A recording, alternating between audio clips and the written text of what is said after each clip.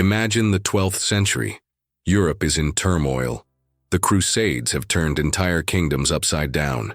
Across dusty roads and ancient cities, there is a brotherhood unlike any other. Men draped in black robes marked with a white cross. They have taken an oath, not just to fight, but to protect the weak and care for the sick. Their name, the Knights Hospitaller. Picture this. While swords clash outside the city walls of Jerusalem, inside a quiet stone building, these men kneel beside wounded travelers, tending to broken bones and fevered brows. They are not only warriors, they are monks and healers, bound by faith and driven by compassion. For them, every day is a choice. Do they risk their lives to save another, or do they take up arms in the name of something greater than themselves? Now let me ask you, what would you do if you had to choose between saving a life or taking one, believing it was for a higher purpose? This is not just a story about battles and sieges. It is about people. It is about the moments when courage means more than fear, and mercy matters as much as strength. The Knights Hospitaller are remembered as some of the fiercest defenders of Christendom, but their true legacy is much more complicated. They carried swords, yes, but they also carried bandages and hope. Here is something curious. Did you know that the Hospitallers set up what many consider the first field hospitals in history? They treated wounds with wine and honey, long before modern medicine understood why that actually helped keep infections at bay. Sometimes, when pain was too much, they used opium to ease suffering. In a world where every dawn could bring another battle, these simple acts of care were nothing short of miraculous. If you love history and want to uncover the secrets of these remarkable warriors, now is the perfect time. Tap the like button, subscribe to the Medieval Archives channel, and get ready for an incredible journey through the heart of one of history's most fascinating brotherhoods. This adventure is just beginning. Picture this. It's the late 11th century, and Jerusalem has just fallen to Christian forces after decades of Muslim rule. The city is chaos, pilgrims flooding in from across Europe, wounded soldiers everywhere, and absolutely no infrastructure to handle the massive influx of people. In the middle of this madness, a small group of Italian merchants had been quietly running a hospital near the Church of the Holy Sepulchre, caring for sick pilgrims who had traveled thousands of miles to reach the Holy Land. These weren't warriors or nobles. They were just ordinary men who believed deeply in helping others. They called themselves the Hospitallers, and their leader was a man named Gerard, who had dedicated his life to what they called our Lord's the sick. Think about that phrase for a moment. They literally saw every suffering person as their Lord and Master. But here's where the story takes an incredible turn. As more and more pilgrims poured into Jerusalem, the Hospitallers realized that caring for the sick wasn't enough. The roads to the Holy Land were crawling with bandits, hostile armies, and desperate people who would rob or kill travelers without a second thought. How could they heal pilgrims in their hospital if those same people were being slaughtered before they even reached the city? This is when Brother Gerard made a decision that would change everything. He went to the new Christian rulers of Jerusalem and essentially said, "We need to protect these people, not just heal them." And so, sometime around the year 1099, something extraordinary happened. Monks picked up swords. Now imagine trying to reconcile these two completely opposite callings. On one hand, you have men who have taken vows of poverty, chastity, and obedience, dedicating their lives to serving the poorest and sickest people they can find. On the other hand, these same men are now training to become some of the most feared warriors in the medieval world. They're learning to swing heavy swords, charge on horseback, and yes, kill other human beings. This wasn't just a career change. This was a complete transformation of their souls. They adopted a motto that perfectly captured this impossible balance: defend the faith, serve the poor. Every morning, a Hospitaller knight might start his day by gently caring for a dying pilgrim, cleaning wounds and offering comfort. That same afternoon, he might be charging into battle against Muslim forces, his sword cutting down enemies without mercy. But here's something most people don't know about these warrior monks. They revolutionized medieval medicine in ways that would save countless lives. The Hospitallers created what we might call the world's first field hospitals. When knights were wounded in battle, instead of just letting them die on the battlefield like everyone else did, The Hospitallers developed systematic ways to treat injuries right where they happened. They discovered that wine wasn't just for drinking. It was actually an excellent antiseptic for cleaning wounds. They used honey, which we now know has natural antibacterial properties, to prevent infections. And in cases of extreme pain, they weren't afraid to use opium, which they obtained through trade routes stretching all the way to Asia. Imagine a medieval knight, his leg shattered by a mace, being treated with techniques that were centuries ahead of their time. The Hospitallers also did something that sounds almost modern. They kept detailed medical records. They documented which treatments worked and which didn't, constantly improving their methods. While other military orders saw wounded knights as a burden, the Hospitallers saw them as an opportunity to perfect the art of healing. This dual nature created men who were unlike anything the world had ever seen. They could perform delicate surgery to save a life in the morning, then lead a cavalry charge that would terrify their enemies in the afternoon. They built hospitals that were more advanced than anything in Europe, while simultaneously constructing fortresses that could withstand months of siege. What's truly remarkable is how they justified this contradiction in their own minds. They believed that every act of violence they committed was in service of a higher calling, protecting the innocent and preserving the Christian faith. When a Hospitaller knight killed an enemy soldier, he saw it not as murder, but as preventing that soldier from harming pilgrims or destroying holy sites. This transformation from healers to warriors happened gradually, but by the early 1200s, the Knights Hospitaller had become one of the most powerful military forces in the Crusader states. They controlled vast territories, commanded fleets of ships, and their very presence on a battlefield could determine the outcome of entire wars. Yet they never forgot their original mission. Even at the height of their military power, Hospitaller knights continued to staff hospitals, care for the sick, and provide shelter for pilgrims. They had somehow managed to become both the sword and the shield of medieval Christianity, protecting the faith through violence while serving it through compassion. This incredible duality would define everything they did for the next several centuries, leading them through some of the most epic battles and dramatic moments in medieval history. Let me tell you about Jean de Villeray, a man whose story perfectly captures the impossible moral complexity of the medieval world. Picture him in the early 1300s, tall, weathered by decades of Mediterranean sun, his hands equally skilled at wielding a sword and signing diplomatic treaties. He was the Grand Master of the Knights Hospitaller, which meant he was essentially the CEO, general, and spiritual leader of one of the most powerful organizations in Europe, all rolled into one person. Villeray had earned his position through genuine heroism. When the Hospitallers were forced to evacuate the Holy Land after the fall of Acre in 1291, it was Villeray who had the vision and determination to lead them to a new home. He looked at the island of Rhodes, controlled by the Byzantine Empire, and saw opportunity where others saw only obstacles. Now, taking Rhodes wasn't exactly a polite real estate transaction. The Hospitallers essentially launched what amounted to a corporate takeover using medieval military tactics. But Villeray wasn't just a conqueror, he was a builder. Under his leadership, Rhodes transformed from a sleepy Byzantine outpost into a thriving medieval powerhouse. He constructed hospitals that were marvels of medieval engineering, established trade networks that stretched from London to Constantinople, and created a naval force that could challenge the growing Ottoman Empire. The people of Rhodes, initially resistant to their new Christian overlords, gradually came to respect Villeray's leadership. He learned Greek, studied local customs, and made decisions that benefited both the native population and his knights. When Ottoman raiders threatened the island's coastline, it was Villeray who personally led the defense, his white surcoat with its 8-pointed cross becoming a symbol of hope for ordinary fishermen and farmers. But here's where the story takes a dark turn, because even heroes can make choices that haunt them forever. In 1307, something happened in France that would test every principle Villeray claimed to hold dear. King Philip IV, desperate for money and probably jealous of their wealth, decided to destroy the Knights Templar. These were the Hospitallers' brother knights, men who had fought alongside them in the Holy Land, shared their ideals, and faced the same dangers.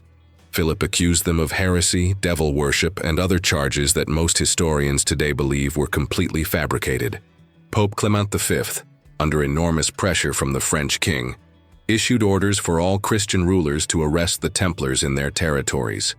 And this is where Jean de Villeray faced the defining moral choice of his life. Imagine the scene.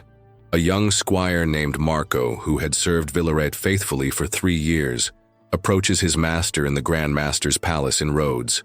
Marco had grown up hearing stories of Templar bravery, had seen Templar knights treat wounded hospitallers like brothers. He couldn't understand how his hero, the man who had taught him that protecting the innocent was a knight's highest calling, could participate in what was clearly an injustice. "Master," Marco said, his voice trembling with confusion and disappointment, "how can a man of God condemn innocent people? These Templars have bled for Christ just as we have. They've saved Christian lives, defended holy sites, cared for pilgrims. How is this different from what we do?" Villeray, according to accounts from that time, stood silent for a long moment, staring out at the harbor where Hospitaller ships bobbed at anchor. Finally, he turned to his young squire and said something that revealed the impossible position he found himself in. "Sometimes, Marco, serving God means obeying his representatives on earth, even when our hearts tell us otherwise." What Villeray didn't say, but what Marco could probably see in his master's eyes, was the crushing weight of political reality. The Hospitallers were already suspicious in the eyes of many European rulers. They were wealthy, independent, and answered only to the Pope. If Villeray defied papal orders to arrest the Templars, he risked bringing the same accusations down on his own order. So Villeray made a choice that saved his knights, but damned his conscience. He allowed Templar knights in Rhodes to be arrested and handed over to papal inquisitors. He permitted the use of torture to extract confessions, knowing full well that desperate people will say anything to stop their suffering. Men who had once called him brother were now screaming in dungeons while Villeray signed the documents that authorized their torment. The historical records tell us that Villeray barely slept for months after this decision. He would walk the walls of Rhodes at night, alone, wrestling with what he had done. Some accounts suggest he personally visited the imprisoned Templars, though what he might have said to them remains a mystery. Here's what makes this story so fascinating and tragic. Villeray wasn't a villain. He genuinely believed he was protecting his order, and by extension, their mission of caring for the sick and defending Christian territories. But in trying to save the greater good, he compromised the very principles that made that good worth saving. Young Marco never looked at his master the same way again. According to one chronicle, he eventually left Rhodes and became a simple monk, unable to reconcile the contradiction between the man he had admired and the choices that same man had made. Villeray lived with this decision for the rest of his life. Even as he continued to lead successful defenses of Rhodes, established new hospitals, and maintained the Hospitallers as a major power, the shadow of 1307 followed him. He had learned the hardest lesson any leader can face. Sometimes there are no good choices, only choices you can live with.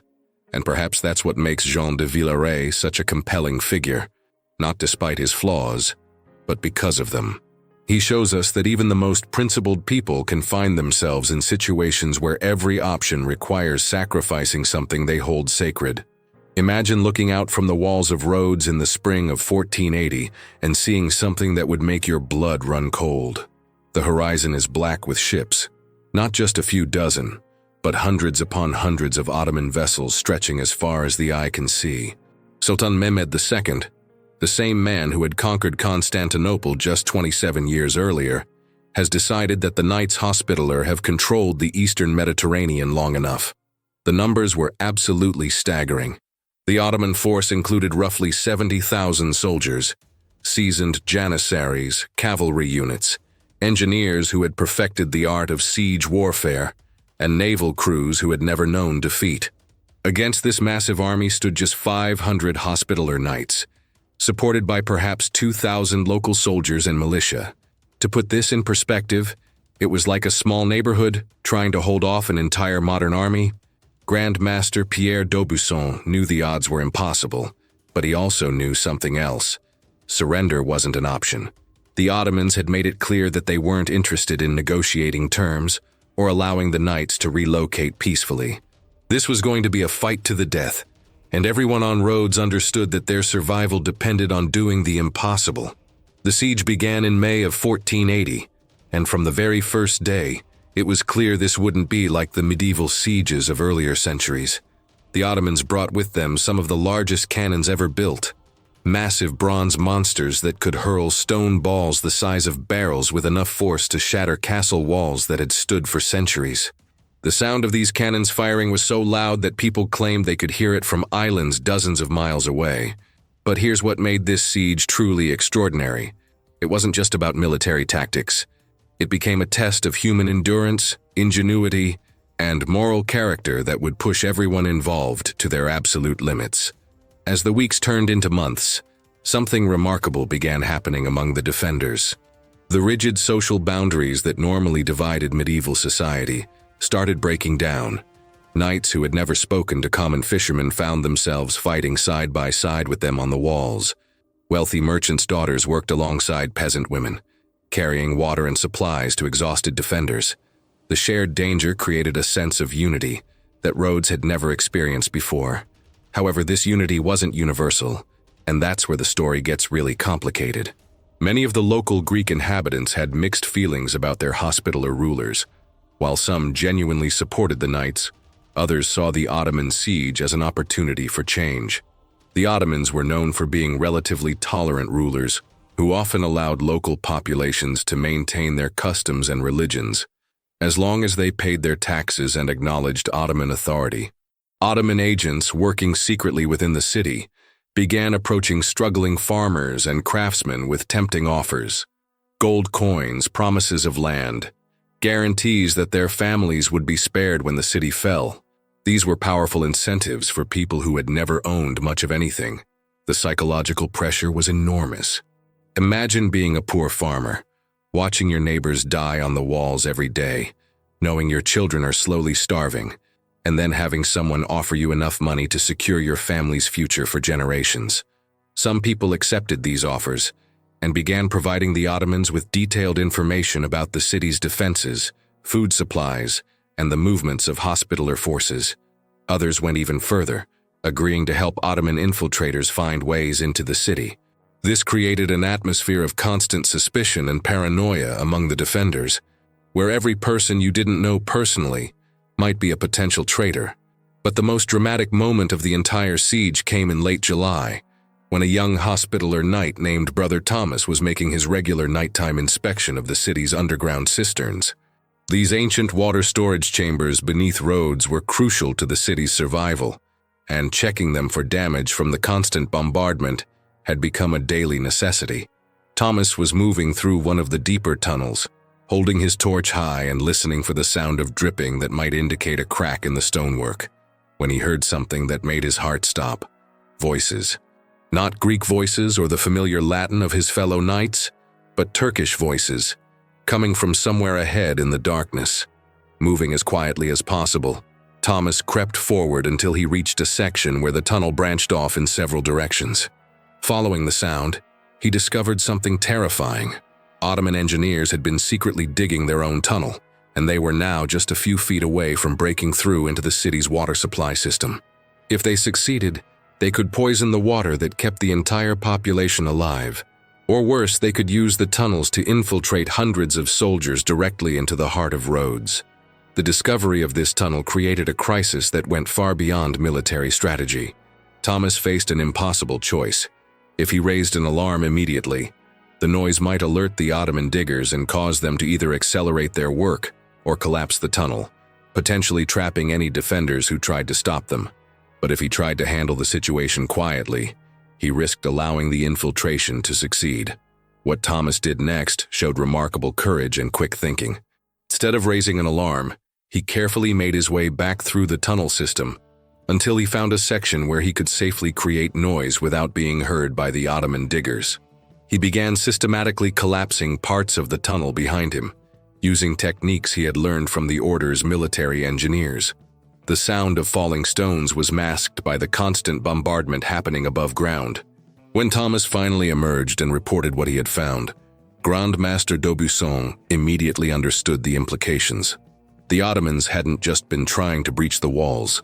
They had been preparing a coordinated attack that would combine the tunnel infiltration with a massive assault on the city's main defenses. The defenders had been unknowingly preparing for the wrong kind of battle. The countermining operation that followed became one of the most intense underground battles in medieval history. Hospitaller engineers, working in shifts around the clock, began their own tunneling operation designed to intercept and collapse the Ottoman tunnels. The work was incredibly dangerous. Men were crawling through narrow, unstable passages, while enemy diggers were doing the same thing just feet away. Several times, the opposing tunnel crews actually broke through into each other's passages, leading to brutal hand-to-hand combat in spaces so narrow that fighters could barely swing their weapons. These underground battles were fought in complete darkness, with men identifying enemies purely by sound and touch. The psychological strain was enormous. Imagine fighting for your life in a space so confined that you can't even stand upright, knowing that the entire ceiling might collapse at any moment. Meanwhile, above ground, the siege continued with relentless intensity. The Ottoman cannons had created several major breaches in the city's walls, and each day brought desperate battles as Ottoman soldiers attempted to storm through these gaps, while defenders fought to seal them. The Knights Hospitaller, despite being vastly outnumbered, proved that their centuries of military experience and religious dedication could accomplish seemingly impossible things. What's truly remarkable is how the siege affected everyone involved, not just the fighters. Women and children who had never been near a battlefield found themselves doing things they never imagined possible. Elderly craftsmen became expert at repairing damaged fortifications under enemy fire. Young boys who should have been learning their father's trades instead learned how to carry messages through a city under constant bombardment. The Siege of Rhodes in 1480 lasted for more than 3 months, and by the time it ended, it had become something much more than a military campaign. It had become a test of everything medieval society claimed to believe about courage, loyalty, faith, and the power of human determination when faced with impossible odds. And you know what's amazing? After all that, the tunnels, the betrayals, the impossible numbers, the months of constant fighting, the 500 knights and their allies actually held the city. They proved that sometimes, just sometimes, David really can defeat Goliath. Did you ever imagine the Knights of Malta used drugs in medicine? Comment, would you have the courage to fight an army 100 times larger? Like and subscribe for more stories. By 1565, the Knights Hospitaller had called the island of Malta home for over 30 years. After losing Rhodes to the Ottomans in 1522, they had transformed this small Mediterranean island into what many considered the most heavily fortified place on earth. But now, as summer approached, everyone knew that their greatest test was coming. Sultan Suleiman the Magnificent had grown tired of these Christian knights disrupting his trade routes and capturing his ships. He had assembled what was probably the largest invasion force the Mediterranean had ever seen. 40,000 of the Ottoman Empire's finest soldiers, supported by a fleet that stretched beyond the horizon. Against this overwhelming force stood just 700 knights, along with roughly 8,000 local soldiers and civilians who had chosen to stay and fight. Leading this desperate defense was Jean Parisot de la Valette, a man who embodied everything extraordinary and troubling about the medieval warrior-monk ideal. At 70 years old, La Valette should have been spending his final years in quiet contemplation, perhaps writing memoirs or advising younger knights. Instead, he was personally inspecting fortifications, planning defensive strategies, and preparing to fight what everyone knew would likely be his final battle. La Valette had spent his entire adult life preparing for this moment. He had been captured by Ottoman pirates as a young man and spent a year chained to the oar of a galley ship, an experience that gave him intimate knowledge of his enemy's methods and psychology. He spoke Turkish fluently, understood Ottoman military tactics better than almost any Christian commander, and had an unshakable belief that God had preserved him through decades of warfare for exactly this purpose. But there was something else about La Valette that made him both inspiring and deeply unsettling to the people around him. His faith had hardened into something that went far beyond normal religious devotion. He genuinely believed that every Ottoman soldier who died attacking Malta was a victory for Christianity, and every Christian who died defending it was guaranteed a place in heaven. This wasn't just military strategy for him.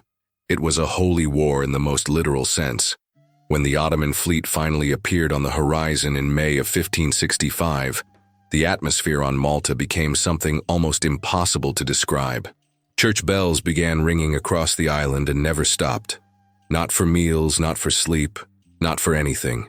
The constant sound of bronze bells mixing with the crash of waves and the distant rumble of enemy cannons created an otherworldly soundtrack that seemed to blur the line between earth and heaven.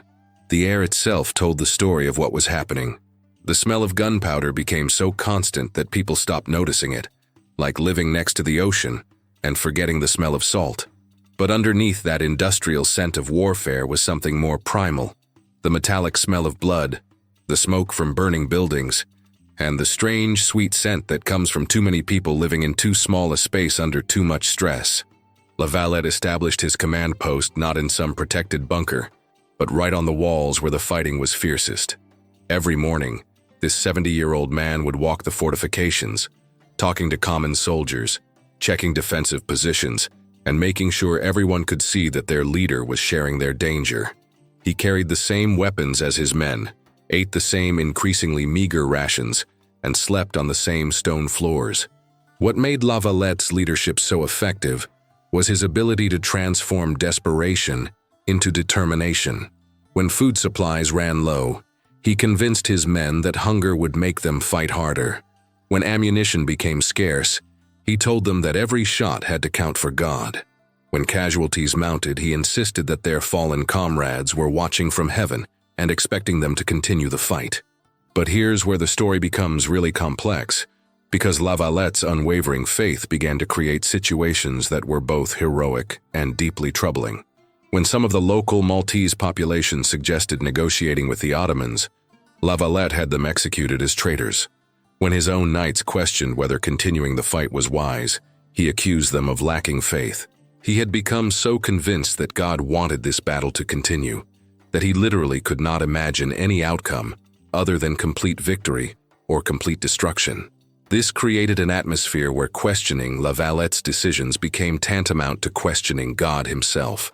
Young knights who might have suggested tactical retreats or strategic compromises found themselves afraid to speak up, not because they feared military punishment, but because they feared being seen as spiritually weak.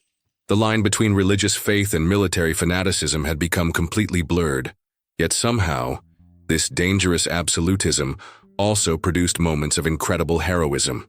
When Ottoman forces breached the walls of Fort St. Elmo, the knights defending it could have surrendered and probably saved their lives. Instead, inspired by La Valette's conviction that death in defense of Malta guaranteed salvation, they fought until literally every defender was dead. The Ottomans were so impressed by their courage that they actually gave the fallen knights a proper burial with military honors. As the siege dragged on through the brutal Mediterranean summer, something remarkable happened to both sides. The Ottomans, who had expected to capture Malta within weeks, found themselves trapped in a grinding war of attrition that was costing them hundreds of men every day. The Christians, who had expected to die quickly in glorious battle, instead found themselves enduring months of slow, methodical warfare that tested their endurance more than their courage. La Valette himself began to change during these months. The absolute certainty that had defined his leadership started showing cracks. In his private letters, which survived and give us insight into his thoughts, he began expressing doubts not about the rightness of their cause, but about whether he had led his men into a trap of his own making. He started wondering if his unwillingness to consider surrender or negotiation had doomed people who trusted him to unnecessary deaths. But here's what makes this story so fascinating from a modern perspective.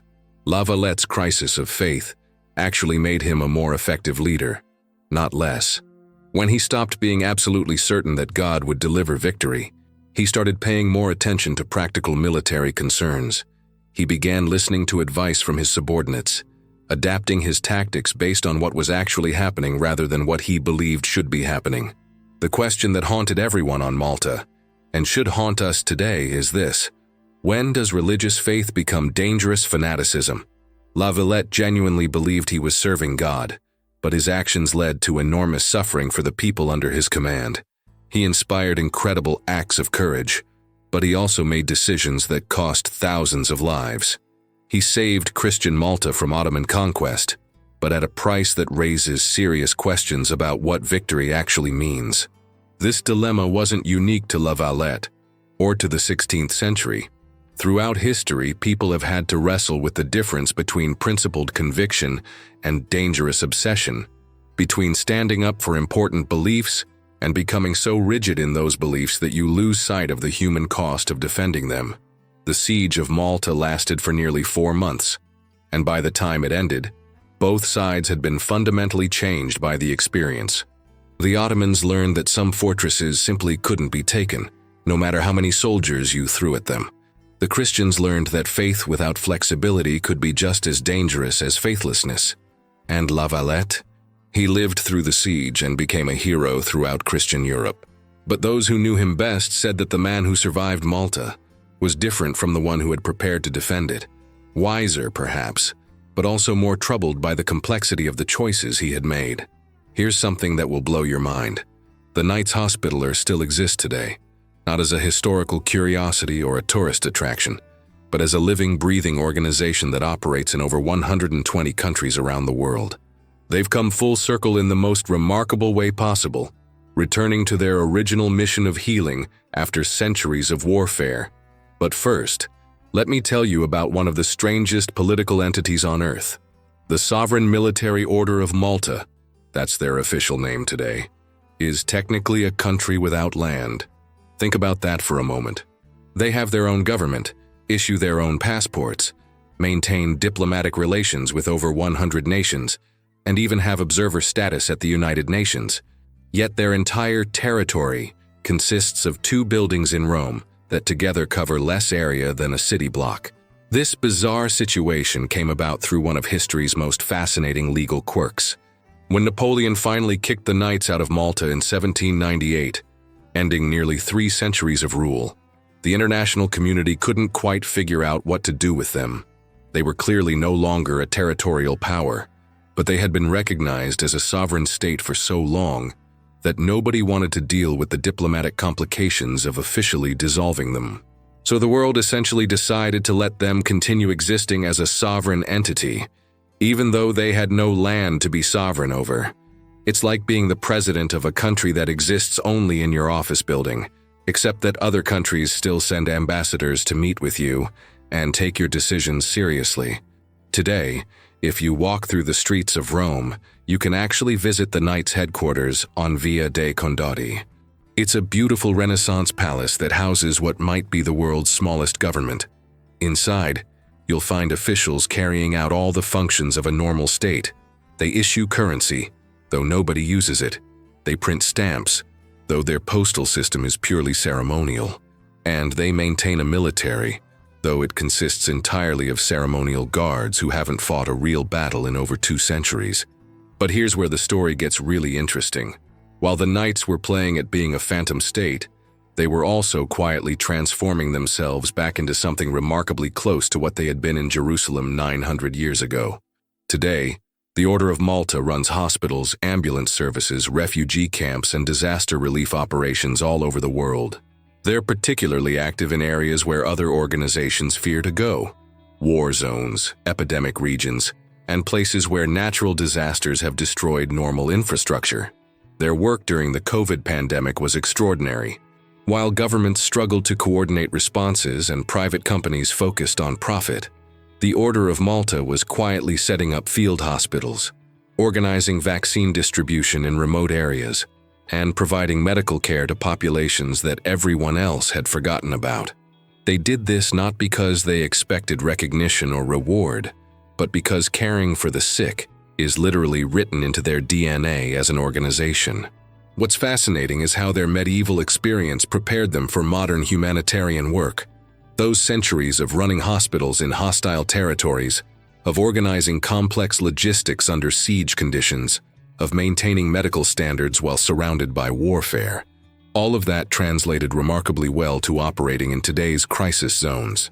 When other aid organizations need months to establish operations in a disaster area, the Knights can often be up and running within days. drawing on institutional knowledge that goes back almost a millennium. But there's something deeper happening here that goes beyond just organizational efficiency. The knights seem to have learned something from their long journey from healers to warriors, and back to healers again. Modern members of the order talk about their work with a humility that their medieval predecessors might not have recognized. They've seen what happens when religious conviction becomes military fanaticism, and they appear determined not to repeat those mistakes. Today's knights come from all walks of life: doctors, lawyers, business people, teachers, and most of them never touch a sword or wear armor. They take the same vows of poverty, chastity, and obedience that their medieval predecessors did, but they interpret those vows through the lens of modern humanitarian work rather than holy war. Their battles now are against disease, poverty, and natural disasters rather than against people of different faiths. This transformation raises some profound questions about the nature of historical change. Is this return to their healing mission a sign that history really does move in cycles? Or is it evidence that organizations like people can learn from their mistakes and genuinely evolve? There's something almost miraculous about the fact that an order founded to care for sick pilgrims in 11th century Jerusalem is now running refugee camps for Syrian families fleeing civil war, operating mobile clinics in African villages affected by Ebola, and providing emergency medical services in European cities. The tools have changed completely. They use helicopters instead of horses, antibiotics instead of wine and honey, satellite communications instead of messenger pigeons, but the fundamental mission remains eerily similar. Yet the knights themselves seem acutely aware that their history contains both inspiration and warning. When they train new members today, they don't just teach modern humanitarian techniques. They also study the moral complexities of their own past. They examine cases like Jean de Villeroy's betrayal of the Templars and Jean de la Valette's dangerous fanaticism, not to condemn these historical figures, but to understand how good intentions can lead to terrible outcomes. This historical self-awareness has made modern knights remarkably effective at working in religiously diverse environments. Unlike their medieval predecessors who saw religious difference as something to be fought, today's knights routinely work alongside Muslim, Jewish, Hindu, and Buddhist organizations. They've learned that healing doesn't require converting, that serving the poor doesn't require changing their beliefs, and that defending the innocent doesn't require identifying enemies. In many ways, the modern Order of Malta represents something unprecedented in human history, a religious military organization that has successfully transformed itself into a purely humanitarian one without losing its essential identity. They've kept their traditions, their symbols, their sense of purpose, and their organizational structure, while completely abandoning the aspects of their heritage that caused suffering. But perhaps the most remarkable thing about the Knights' modern incarnation is how it illuminates something important about human nature itself. Their story suggests that people and institutions really can change, that the patterns that seem to doom us to repeat history's mistakes aren't actually inevitable. The same religious passion that once drove men to kill in God's name can be redirected toward healing in God's name. The same organizational skills that made them effective warriors can make them effective healers. Standing in their Roman headquarters today, surrounded by portraits of medieval grand masters and modern humanitarian workers, you can't help but wonder if this transformation represents something hopeful about humanity's future. If an organization with such a violent past can become genuinely peaceful while maintaining its essential character, what does that say about the possibility for other kinds of change? The Knights Hospitaller began their journey 9 centuries ago with a simple mission: to care for the sick and protect the vulnerable. They spent several centuries getting distracted by wars, politics, and the dangerous allure of holy violence. But in the end, they found their way back to that original calling, perhaps wiser for having wandered so far from it. Maybe that's the real lesson of their extraordinary story. Not that history repeats itself, but that it offers endless opportunities for redemption, as long as we're willing to remember both our mistakes and our original purposes. So here we are, at the end of one of history's most extraordinary journeys. We've followed the Knights Hospitaller from their humble beginnings as caregivers in Jerusalem, through centuries of impossible battles, moral compromises, and ultimate transformation back into healers. Their story spans nearly 1,000 years, crosses continents, and touches on some of the deepest questions about human nature that we're still grappling with today. Think about what these men accomplished and endured. They challenged the most powerful empires of their time, not just the Ottoman Empire, but also the kingdoms of France, England, and even the papal authority they supposedly served. They stood up to sultans who commanded armies of hundreds of thousands, kings who could destroy them with a single decree, and popes who held the power to condemn their souls. And perhaps most remarkably, they eventually challenged their own traditions, their own violent history, and their own understanding of what it meant to serve God. The Knights Hospitaller remind us that even the most revered figures in history carried shadows alongside their light. Jean de Villeray, the hero who saved Rhodes and built it into a Mediterranean powerhouse, was also the man who betrayed his Templar brothers to save his own order. Jean de la Valette, whose courage at Malta became legendary throughout Europe, was also a man whose religious fanaticism led to decisions that cost thousands of lives.